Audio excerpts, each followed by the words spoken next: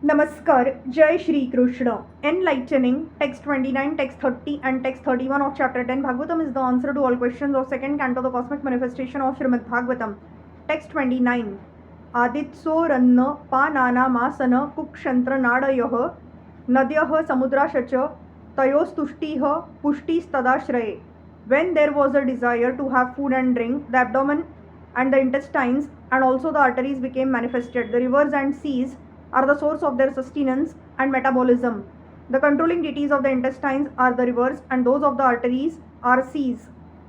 Fulfillment of the belly with food and drink is the cause of sustenance, and the metabolism of the food and drink replaces the waste of the bodily energies. Therefore, the body's health is dependent on healthy actions of the intestines and the arteries. The rivers and the seas, being the controlling deities of the two, keep the intestines and the arteries in healthy order. Text 30. Nididhya soratma mayam rudayam nirvidyata tato manasha chandra iti sankalpah kama evacha. When there was a desire to think about the activities of his own energy, then the heart, the seat of the mind, the moon, determination, and all desire became manifested. The heart of every living entity is the seat of the Super Soul Paramatma, a plenary expansion of the Supreme Personality of Godhead. Without his presence, the living entity cannot get into the working energy according to his past deeds. The living entities who are conditioned in the material world are manifested in the creation in terms of respective inclinations inherent in them, and the requisite material body is offered to each and every one of them by the material energy under the direction of the Super Soul. This is explained in the Bhagavad Gita 9.10. When therefore the Super Soul is situated in the heart of the conditioned soul, the requisite mind is manifested in the conditioned soul, and he becomes conscious of his occupation as one is conscious of his duty after waking up from slumber.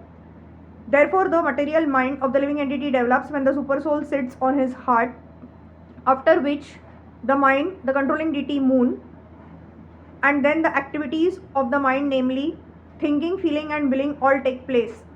The activities of the mind cannot begin without the manifestation of the heart, and the heart becomes manifested when the Lord wants to see the activities of the material creation. Text 31.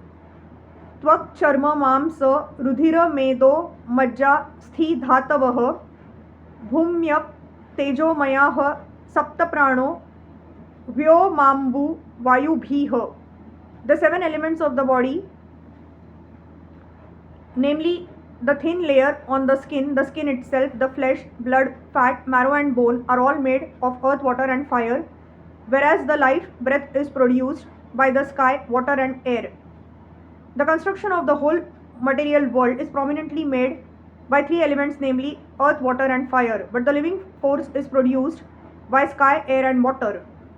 So water is the common element in both the gross and subtle forms of all material creation, and it should be noted herewith that due to necessity, water being most prominent in the material creation is the principal element of all the five. This material body is thus an embodiment of the five elements, and the gross manifestation is perceived because of three, namely earth, water, and fire. Sensations of touch are perceived due to the thin layer on the skin, and bone is as good as hard stone. The breathing air of life is produced of sky, air, and water, and therefore open air, regular bath, and ample space in which to live are favorable for healthy vitality. Fresh produce from the earth, like grains and vegetables, as well as fresh water and heat, is good for the upkeep of the gross body. Hari Krishna.